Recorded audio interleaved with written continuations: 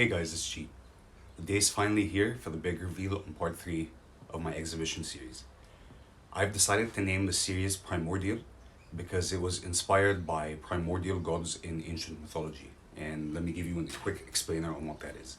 So in Greek mythology, they had the Olympian gods, the chthonic gods that live in the underworld. And if you're familiar with the mythology, the Olympian gods were given birth to by the Titans. Now, the Titans were actually created by what's called the primordial gods. In Greek mythology specifically, the primordial god is called Chaos. This is a being that transcends time and space and gender, and they're beings that dwarf humans and dwarf Olympian gods by an insane amount. So you can think of them as beings that could play with the universe as like a marble. And I find this concept very interesting. I find this concept very comforting, especially in the strange times we're living in now. I find some strange comfort in the fact that all of it could be meaningless. And I know it's kind of strange, but I mean, that's what works for me. So that's the idea behind the series. I'm gonna unveil the process to you now, and I hope you enjoy it. So without further ado, let's go. Okay, so we're going to start off with a sketch. I'm going to use a white pen because it's just easier to see, and we're going to cover it up with paint later. I just do a basic outline of the head to show myself some proportions, where the eyes, nose, and mouth will be, where the ear will be, and I'm just going to start blacking out everything on the left-hand side. Okay. Now, it looks pretty interesting here. In my original idea, I didn't want to color in her face. I sort of wanted to just paint in shadows, but you'll see how that idea develops in a moment.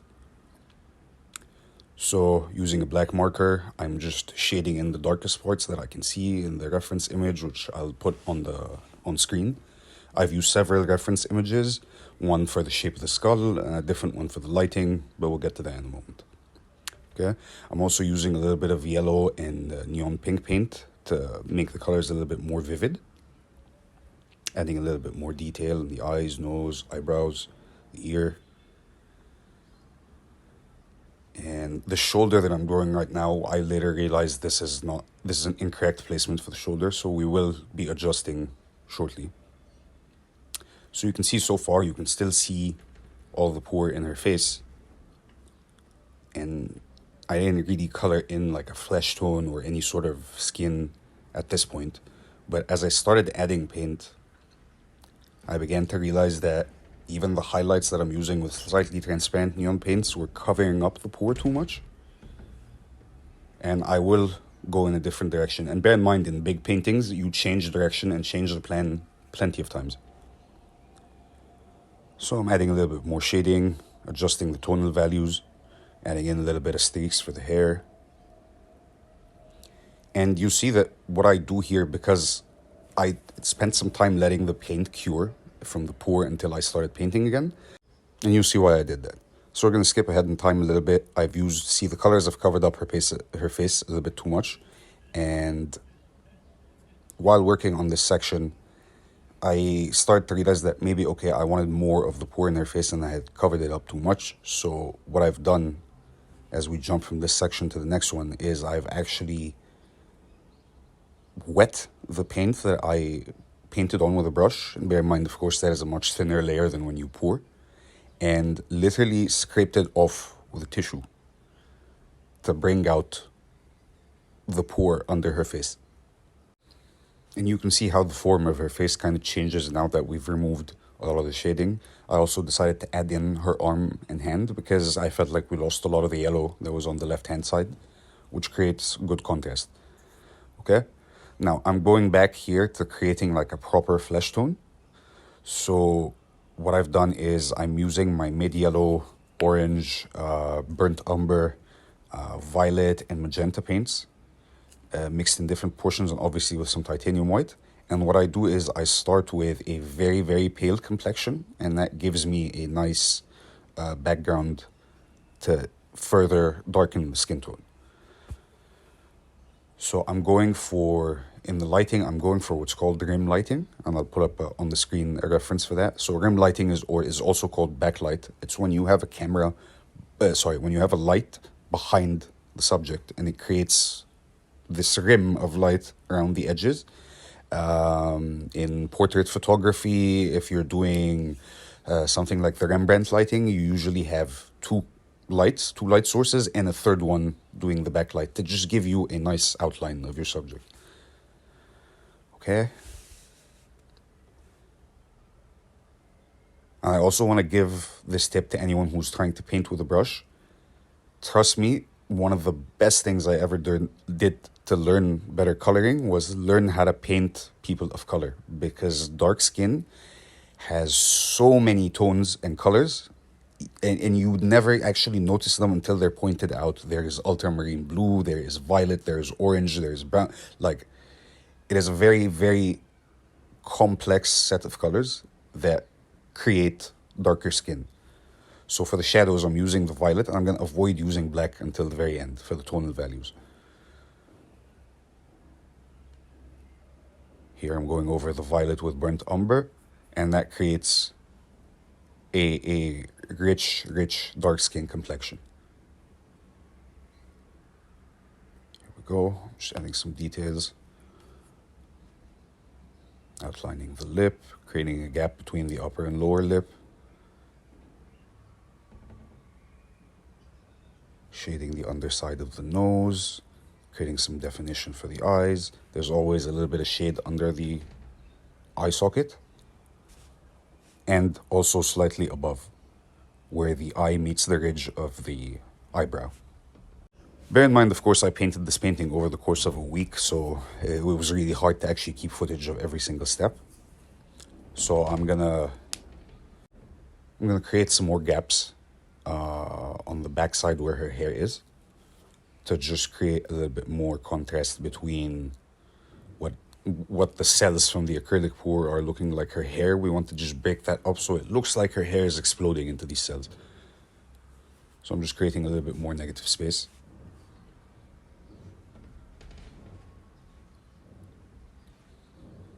Adding a little bit shading to the face.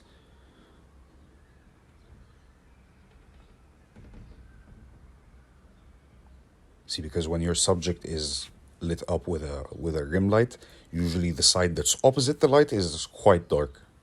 So in terms of tonal value, it could be as dark as actual complete black here. But I generally do not recommend using black in shading faces, because it really saps the color out of the flesh tone. Okay, adding a little bit more negative space in the back.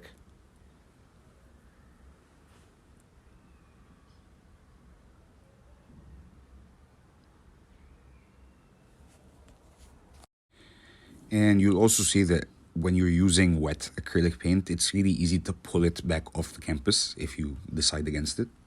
Just use a wet paper towel, and you can usually clean it up pretty easily. So as you can see, I've backtracked on some of the negative space. I felt it, didn't look right. Just use the wet paper towel, pulled it right back off. See? Now, I also decided that I also wanted some more of the cells to show in her face. So I went back to this dark area and sort of pulled the paint off. Wet it first, use crumpled up piece of paper, foil, tissue, whatever it may be. If the paint is wet, it's easier to peel off. And that gave us a little bit more cells in her cheekbones. Adding a little bit more negative space at the bottom here.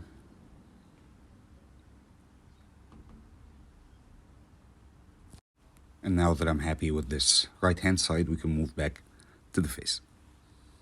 So I'm gonna add a little bit of shading on the crease where the nostril runs down the cheek, and also gonna shade the bottom of the chin, the cheekbone, to make her face look less flat.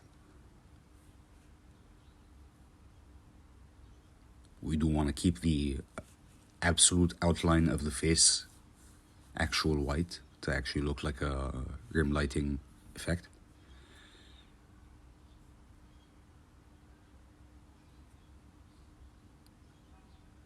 Shading the shape of the nose, the shade that runs from the nose to the eyeballs. Now I wanted to make a few more modifications on the right hand side. Well, we'll go back to the face in a moment. So with each new layer of color, because the rim lighting is so thin on the edge of the face, I have to constantly go back and put in that white. So we'll run the outline around her face, forehead, nose. There'll obviously be a reflection in the lips, and it actually runs down the cheek and the throat. Because a lot of my colors are not actually fully opaque, I try to put down the white first in areas where I want to lighten the color. And then I'll usually introduce the umber, orange, blue, the colors that I use to actually create the skin tone.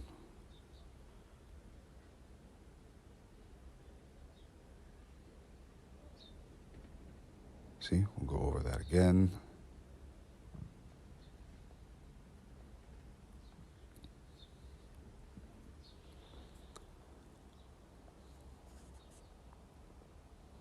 Trying to create smooth gradients with acrylic paint is really...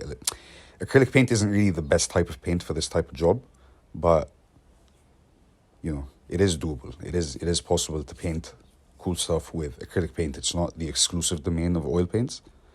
But to be absolutely honest, blending is really not acrylic paint's strong point. So now let's also create that highlight effect of the rim lighting on her hand. And we should also start seeing some of these reflections in her hair, which I'm introducing on the right-hand side. The great thing about having black hair on a black background is you don't actually need to paint the black. You can just paint the swirls of what would be the white highlight, and you'll be able to see what looks like hair. So now I'm using the white to create some form in the hand. I did actually change the shape of the hand later in the video, but I kept all of this in because I want you to see how many times the idea changes in the process. So now I'm showing you in a little bit more detail how I use the white to draw the highlights of the hair. I envision her as having braided hair. So I'm creating a lot of swirl patterns with the white.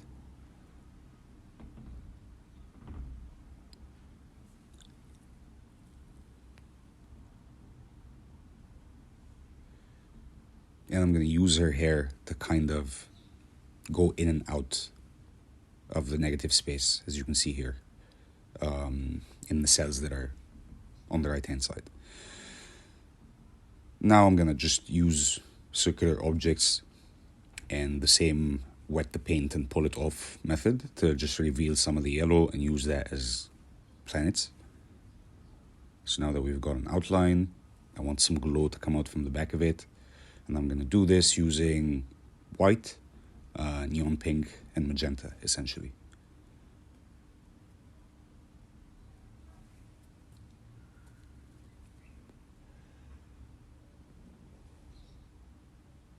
And again, I'm just applying paint generously, and then I'm using a wet tissue to sort of pull it back and keep the glow in the areas where I actually want it, which is just the sort of top half of the planet. Black out the rest again with black opaque paint. We're good to go. So basically what the planet looks like is it's almost eclipsing some form of light coming from the back, and it gives the illusion that that light is what's creating the rim lighting on her face and hand. Skipping ahead now, you can see I've sort of dumped a little bit of white paint onto the black areas of the canvas, created another planetary body, but it honestly it didn't make sense to me that there are two eclipses, so this will be changed momentarily. I'm just giving you a quick close-up on where we are right now. You can see I also sort of changed the shape of the nostril and the forehead to make it look more African. And now I feel the proportions of her face are more correct than they were before. So what we'll do here is try to fill up this negative space with sort of You know, if you've seen colored pictures of a nebula or any of the colored pictures that come from outer space, just so you know, by the way, these images actually come back in black and white and they're colored here on Earth. We don't actually have any color imagery of space.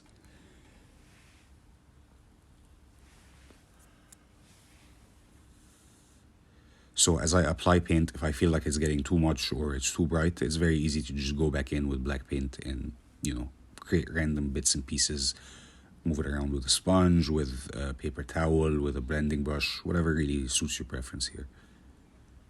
Essentially, we just don't want to make it a solid black color. So now creating these highlights again. As you can see, I've changed the shape of the hand, and I'm actually going to change it again because very few people can actually bend that front knuckle on the index finger by itself. Usually when you bend your front finger, you have to bend both the first and second knuckle. So I will change that later. Now I'm going to start introducing some stars, and first what I do is I apply a little bit of white paint and then use a blending brush to kind of smush it around so it looks like a glow.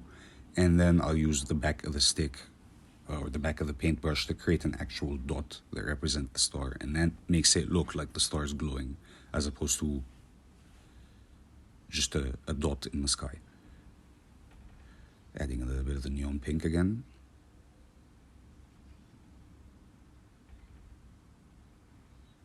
And it's also very easy to go back to this and darken it with black if it's getting a little bit too bright.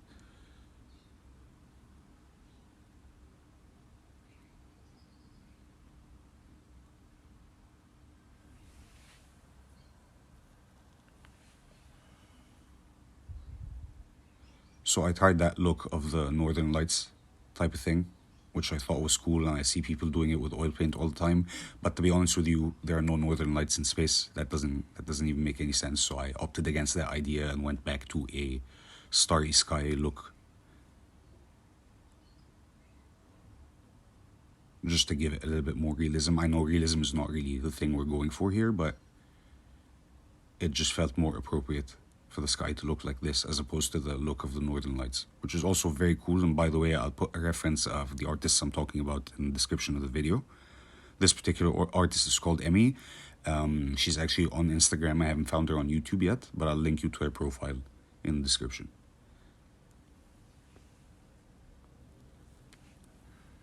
All right, we're brightening up some stars.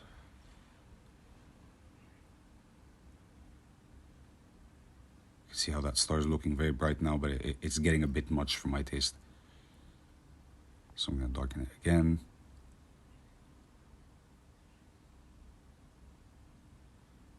Go over the white highlight on the edge, on the rim.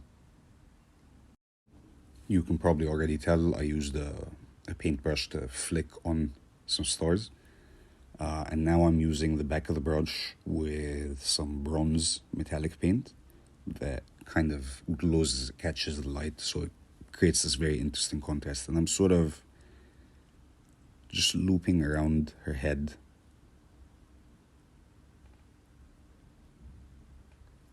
It's worth mentioning that if you want to get even dots, use the same stick, but only dab the dot once, which will make this more time consuming, because if you think about it, every time you dab the stick, a little bit more paint falls off. So you can usually get about 3 to 4 dots, but they'll always shrink in size. If you want them all to stay the same size, I'd recommend just 1 dab per dot and then put the stick back in the paint and do it again. It makes it more time consuming. This is honestly not what I did here. I gave each dab of paint maybe 3-4 dots on the canvas, but I still feel like it contrasts the subject a little bit better. As you can see, I've also changed the form of the index finger to create bend in both knuckles, not just the front one. And this sort of pulls the index finger back from the edge of the canvas. Now I'm using some of the colors, neon pink, coral by Arteza, and silver to create these just random bits and bobs that create some nice contrast against the dark flesh tone. And now all that's left is really just signing it and varnishing it, which I'll also show you in the video. So here we go. Here's my signature on the bottom right corner. And I'm gonna leave this for a day or two and move on to the varnishing.